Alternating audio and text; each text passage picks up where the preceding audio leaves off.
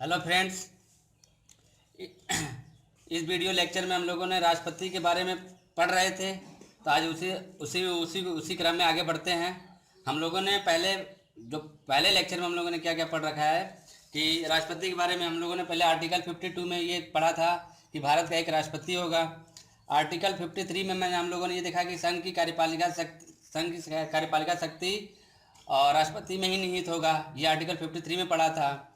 और तीनों सेनाओं के सर्वोत्तम सेनापति भी राष्ट्रपति होते हैं, ये भी आर्टिकल 53 में ही बताया गया है। आर्टिकल 58 में इनकी योग्यता के बारे में हम लोगों ने देखा था। आर्टिकल 54 में राष्ट्रपति का कैसे निर्वाचन होता है हम लोगों ने ये देखा था। आर्टिकल 56 में कार्यकाल को हम लोगों ने पढ़ा था, और 57 में पुनः निर्वाचन इनका कैसे होता है वो पढ़ा था। और आज के जो लेक्चर में हम लोगों ने पढ़ेंगे कि राष्ट्रपति की कार्य शक्तियाँ। ठीक है, तो राष्ट्रपति की कार्य शक्तियाँ तीन तरह से हम लोग डिवाइड किए हैं। एक विधायी कार्य होता है, प्रशासनिक कार्य होता है, न्यायिक कार्य होता है। विधायी कार्य में इनका क्या कार्य है? राष्ट्रपति एक संसद का अंग होता है। मतलब यहाँ पे जानते हैं कि यहाँ पे जो कार्य शक्ति तीन भागों में बांटा गया है। मतलब एक राष्ट्रपति होता है, लोकसभा होता है, राज्यसभा होता है। तो जो विधायी कार्य होता है, राष्ट्रपति संसद का अंग होता है। ठीक। और दूसरा पॉइंट इसमें क्या बताया गया है कि बिना उनके हस्ताक्षर के कोई भी विधेयक कानून नहीं बन सकता। ये हम सबको अच्छे से पता होना चाहिए कि राष्ट्रपति के साइन के से यदि कोई भी विधेयक पास करना हो तो एट लास्ट उनसे साइन करवाना पड़ेगा ही। यदि वो साइन नहीं करते हैं तो विधेयक पास नहीं हो सकता है। ठीक। और थर्ड पॉइंट क्या बनेगा इसमें? राष्ट्रपति संसद के प्रत्येक सत्र को आहूत या सत्रावसान करता है, मतलब स्टार्ट या एंड करते हैं। अब कोई भी सत्र स्टार्ट होता है तो राष्ट्रपति उसको ही स्टार्ट करेंगे और अंत नहीं करते हैं। अभी जरूरी नहीं है कि पूरे सत्र के दौरान वहाँ पे राष्ट्रपति वहाँ पे हों, पर वो स्टार्ट और आहूत और सत्रावसान करने का कार्य उन्हीं का होता है। ठीक। तो ये इनकी कार्य शक्तियाँ हैं। और अब हम लोग जो आज पढ़ने जा रहे हैं वीटो, मतलब यहाँ राष्ट्रपति की निषेधाधिकार है। ठीक है, ये बहुत ही इंपॉर्टेंट है। इसी में हम लोग का एक पॉइंट हम लोग का ये वीटो पावर होता है। जैसे इनके 3 निषेधाधिकार हैं। पहला हमारा क्या है? संपूर्ण निषेधाधिकार, जिसे हम लोग आत्यांतिक निषेधाधिकार बोलते हैं। ठीक है। दूसरा हमारा यहाँ पे क्या है? निलंबनकारी निषेधाधिकार। तीसरा है कि जेबी निषेधाधिकार। तो ये तीनों का अलग अलग कार्य है, तीनों को अलग अलग तरीके से हम लोग समझेंगे। तो पहले क्या है? संपूर्ण निषेधाधिकार। संपूर्ण निषेधाधिकार में क्या होता है कि मान लीजिए संसद से अब लोकसभा हो या राज्यसभा, कोई भी यहाँ पे बिल वगैरह पास होता है, तो पास होने के बाद जैसे वो कोई विधेयक पास होता है तो वो पास होने के बाद राष्ट्रपति के पास हस्ताक्षर के लिए जाता है। ठीक है, राष्ट्रपति के पास हस्ताक्षर के लिए गया तो राष्ट्रपति क्या किया कि बिल वगैरह को अच्छे से देखा और उसको समझ में नहीं आया तो वो क्या करेगा ना, मतलब उसको लगे कि नहीं ये बिल अच्छे से नहीं है, तो वो हस्ताक्षर करने से मना कर देगा। तो जब वो हस्ताक्षर करने से मना कर देगा तो अब मान लीजिएगा आपकी मतलब संसद ने एट ए टाइम कुछ ही दिनों में बिना सबसे परामर्श किए मतलब एक उन्होंने विधेयक पारित किया और वो उसमें राष्ट्रपति को अच्छा नहीं लगा कि इसमें कुछ फॉल्ट है, तो उन्होंने हस्ताक्षर करने से मना कर दिया। तो ये क्या हो जाएगा? विधेयक पूर्णतः समाप्त हो जाएगा। तो ये क्या बनेगा? कानून नहीं बन सकता। मतलब देखिए वो हस्ताक्षर करने से मना कर दिए तो कानून नहीं बन सकता है। तो ये क्या हो जाए? इस हम लोगों ने अभी निषेधाधिकार पढ़ा था ना, तो संपूर्ण निषेधाधिकार में उनके पास ये पावर है कि वो पूर्ण तरह से उससे रोक सकते हैं। ठीक। सेकेंड पॉइंट इसमें क्या बनेगा? मतलब निलंबनकारी निषेधाधिकार।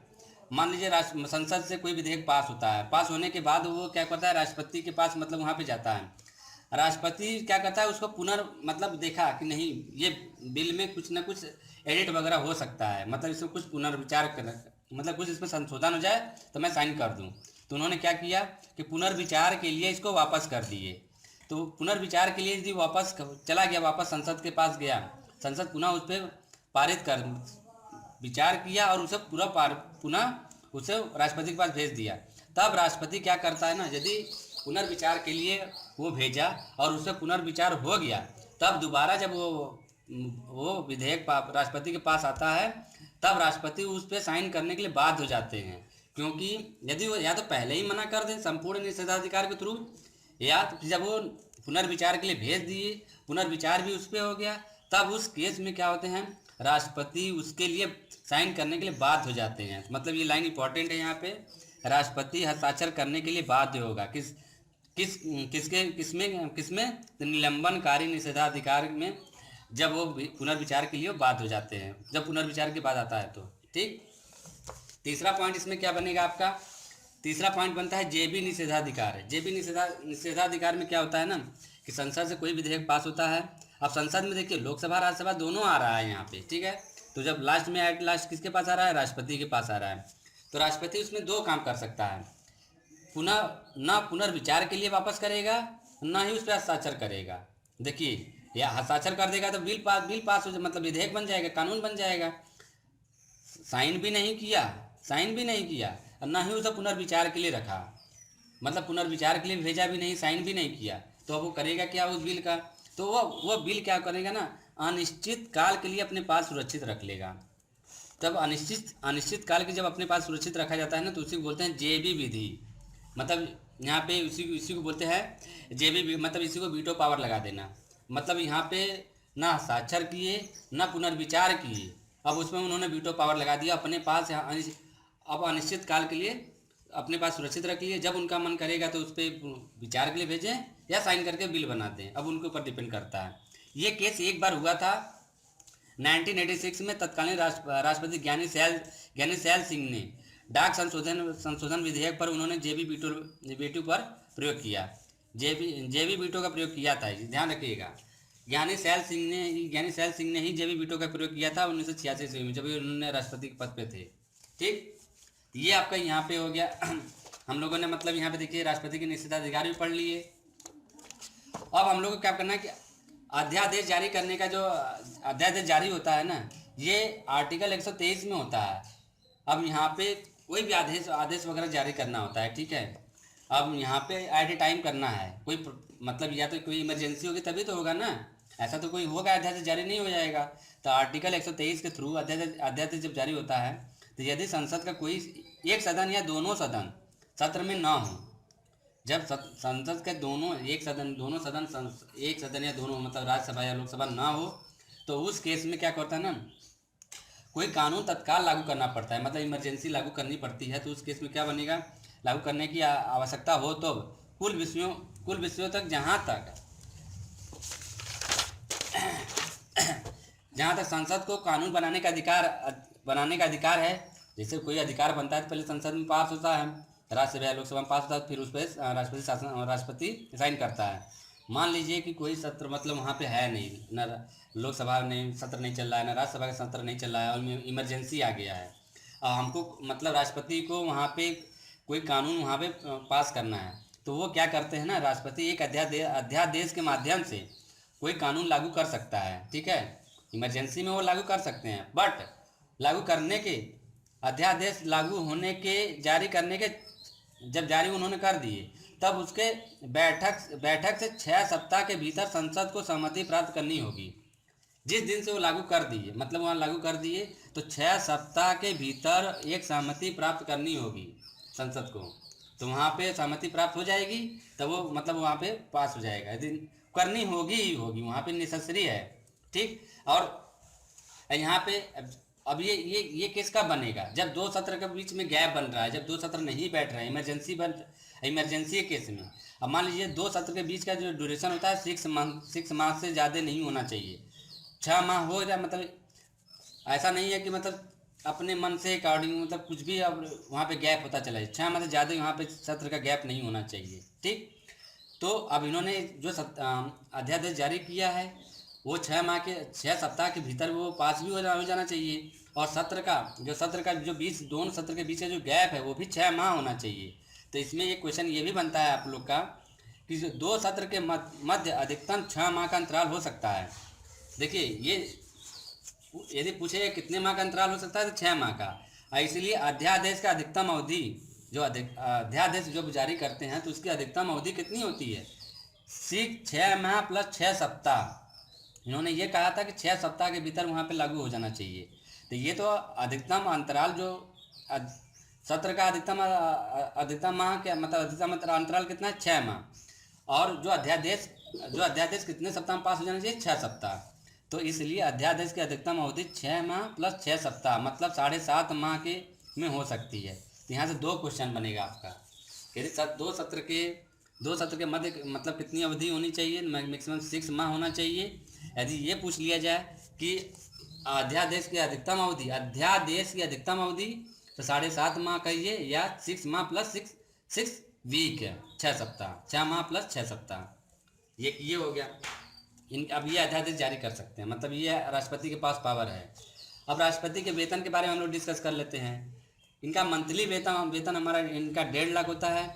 वेतन इनका आयकर से मुक्त होता है, ये ध्यान रखिएगा। इनके वेतन में किसी प्रकार की कोई कटौती नहीं होती है। इनका मंथली जो वेतन होता है 1.5 लाख होता है। वेतन इनका आयकर से मुक्त होता है। राष्ट्रपति के लिए 9 लाख का वार्षिक पेंशन निर्धारित। जब ये कार्यकाल से हटेंगे तब इनका 9 लाख का वार्षिक पेंशन क्लियर हो जाएगा, मतलब वो उसमें कोई कटौती नहीं की जाएगी। और वेतन और भत्ते में किसी प्रकार की कमी नहीं की जा सकती है, किसी भी प्रकार की। अब वो राष्ट्रपति के ऊपर डिपेंड करता है कि वो अपने वेतन को कैसे, मतलब कहीं इमरजेंसी में किसी इमरजेंसी केस में क्या करना पड़ता है कि स्टेट गवर्नमेंट या सेंट्रल गवर्नमेंट किसी मतलब ये 1% 1 दिन का 2 दिन का ले लेता, पर राष्ट्रपति के केस में ऐसा नहीं हो सकता। अब राष्ट्रपति के ऊपर डिपेंड करता है कि वो अपना वेतन किसी को दे सकते हैं। ठीक, तो ये वेतन के बारे में ये हो गया कि मतलब उनका 1.5 लाख हो गया। मतलब पहला क्वेश्चन, इसमें 2 क्वेश्चन तो बनते हैं, इनका 3 क्वेश्चन बनते हैं कि इनका वेतन आयकर से मुक्त होता है कि नहीं। तो इनका वेतन आयकर से मुक्त होता है। इनका मंथली वेतन 1.5 लाख होता है। इनका वार्षिक पेंशन इनका 9 लाख निर्धारित है ये। ठीक, आइए राष्ट्रपति का कुछ प्रशासनिक कार्य है। इनका जो मतलब कार्य है, ये क्या क्या कार्य है, बहुत इंपॉर्टेंट है। 100% मतलब इससे क्वेश्चन तो बनता ही बनता है। ठीक है, ये देख लेते हैं। संघ की समस्त कार्यपालिका का कार्यवाही राष्ट्रपति के नाम से ही की जाती है।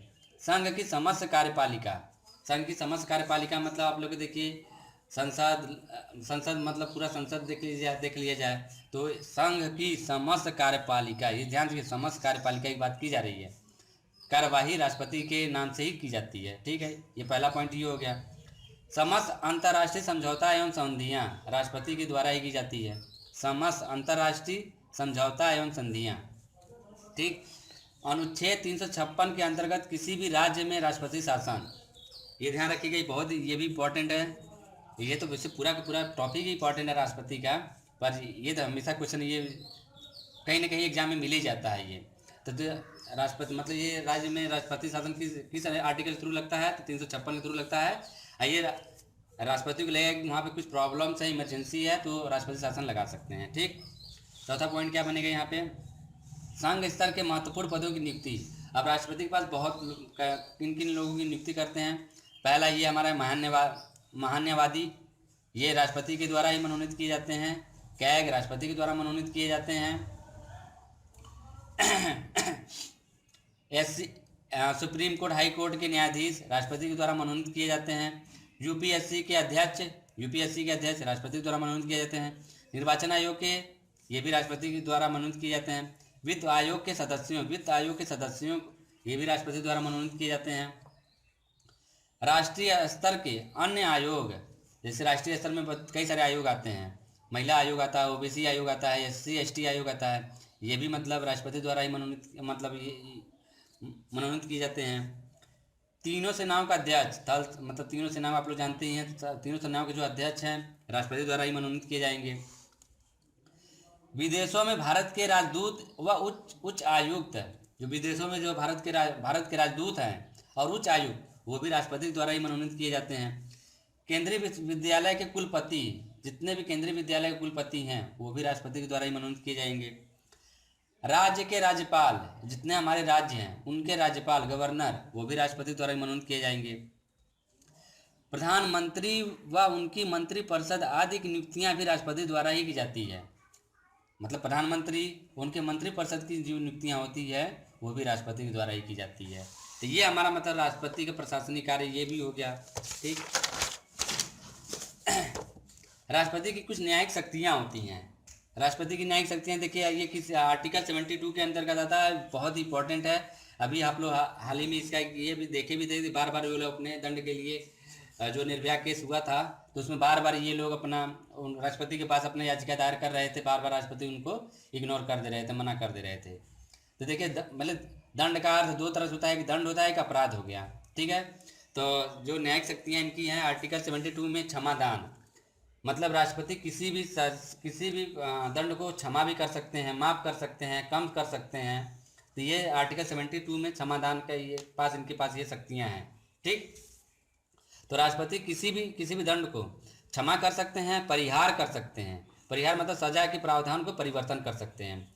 लघुकरण मतलब आप उसकी सजा को कम कर सकते हैं। निलंबित भी कर सकते हैं, मतलब एकदम से ख़त्म भी कर सकते हैं। तो ये 4 केस आ रहा है, क्षमा, परिहार, लघुकरण, निलंबित है। तो ये आर्टिकल 72 के अंतर्गत आता है। ठीक है, ध्यान रखिएगा, ये क्वेश्चन हमेशा पूछा है कि राष्ट्रपति की क्षमादान की किस आर्टिकल में आता है, 72, 73, 74। तो ये हमारा 72 के अंतर्गत आता है। ठीक, यहाँ पे आर्टिकल 143 में सलाहकार शक्तियाँ, जो सलाहकार शक्तियाँ हैं, यहाँ पे किसी विधि या तथ्य के मामले में, मतलब यहाँ पे सलाहकार शक्तियाँ क्या है कि राष्ट्रपति सुप्रीम कोर्ट से सलाह ले भी सकती है और सलाह दे भी सकती है। बात समझ में आ रहा है? मतलब ये सुप्रीम कोर्ट को कोई भी जजमेंट के लिए सलाह दे भी सकती है और कोई भी मतलब वहाँ से सलाह सुप्रीम कोर्ट से ले भी सकती है। तो ये इनके पास मतलब सलाहकारी शक्तियाँ हैं, आर्टिकल 143 में दिया गया है। देखिए, किसी भी विधि या तथ्य के मामले में राष्ट्रपति सुप्रीम कोर्ट से सलाह मांग भी सकती है और दे भी सकती है। इसके लिए बाध्य नहीं, मतलब अब मान लीजिए सुप्रीम कोर्ट से सलाह मांग तो लिया, पर अब ये नहीं कि सलाह मांग लिया तो लेने के लिए बाध्य ही हो जाए। नहीं, बस सलाह को ले सकती है। अब अप्लाई करना कि ना अप्लाई करना वो राष्ट्रपति के ऊपर डिपेंड करता है। तो यही है, राष्ट्रपति सलाह दे भी सकती है और ले भी सकती है सुप्रीम कोर्ट से। ठीक, ये आर्टिकल 143 में आता है। अब एक इम्पॉर्टेंट क्वेश्चन हमेशा बनता है एग्जाम में कि राष्ट्रपति पे, ये हम लोग पढ़े थे कि जो महाभियोग लगता है केवल राष्ट्रपति पे ही लगता है। ये आर्टिकल 61 में लगता है। ठीक है, तो जो महाभियोग हम लोग केवल जो पूरे संविधान में महाभियोग का जो ये प्रचलन है केवल राष्ट्रपति पे लगता है। ये आर्टिकल 61 में के थ्रू इसको डिफाइन किया गया है। देखिए, संसद के किसी भी सदन में उसके कम से कम 1/4 सदस्यों द्वारा संविधान उल्लंघन का आरोप लगाया जा सकता है। मतलब लोकसभा हो या राज्यसभा हो, दोनों में से 1/4 सदस्य राष्ट्रपति पे मतलब संविधान उल्लंघन का केस लगा के उन पे महाभियोग लगा सकते हैं।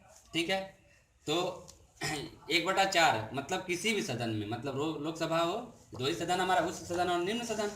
ठीक, तो जब मान लीजिए उनके पे संविधान उल्लंघन का केस मतलब यहाँ पे लोग केस लगा दिए, तो 14 दिन तक कोई कार्रवाई नहीं होगी राष्ट्रपति के ऊपर। आप मतलब संसद मतलब कोई भी सदन उनके पे क्या मतलब 1/4 सदस्यों ने उन पे संविधान उल्लंघन का केस लगा दिया, मतलब महाभियोग लगा दिया, तो लगाने के 14 दिन तक कोई भी केस वहाँ मतलब कोई भी कार्रवाई नहीं होगी, क्योंकि 14 दिन तक वो उसको समझ सके, अपना पूरा एक ड्राफ्टिंग बना सके। यदि उस सदन 2/3 बहुमत से प्रस्ताव पारित कर दिया, मतलब सदन ने 2/3 बहुमत से प्रस्ताव पारित कर दिया, तो उसे दूसरे सदन में भेजा जाएगा।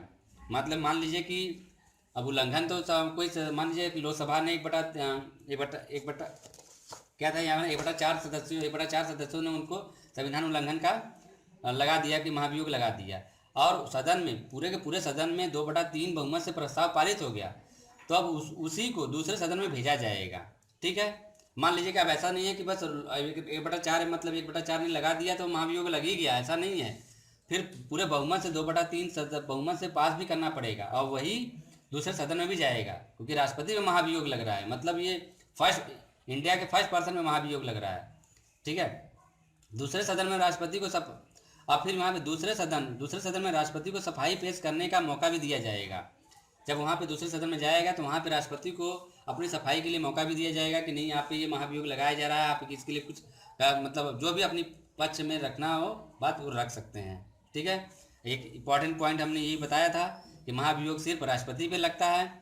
और एक चीज़ और इम्पॉर्टेंट है, राष्ट्रपति के पास 50 प्रस्तावक और 50 अनुमोदक भी होते हैं। ये भी ध्यान नोट कर लीजिएगा, कभी कभी एग्जाम में ये भी पूछ लेता है।